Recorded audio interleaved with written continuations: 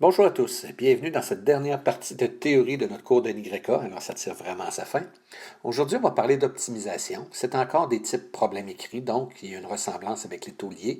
Mais là, ici, c'est pas de chercher un taux, de chercher une vitesse, c'est vraiment de chercher un maximum ou un minimum.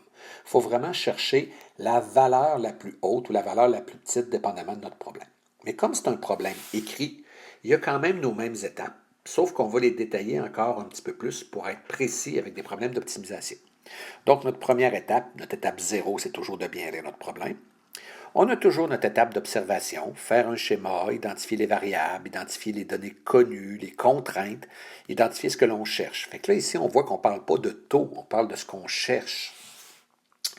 Dans la deuxième étape, la mathématisation, bien, écrire les équations en cause. Ça veut dire qu'il faut qu'on trouve une équation qui décrit la variable à optimiser. Pour faire les calculs, on va exprimer la variable optimisée en fonction d'une seule autre variable. Donc, s'il y a deux variables dont j'ai besoin pour trouver la fonction optimisée, bien, il va falloir que je trouve une relation qui va me permettre d'en éliminer une. C'est souvent l'étape qui est difficile dans les premiers problèmes.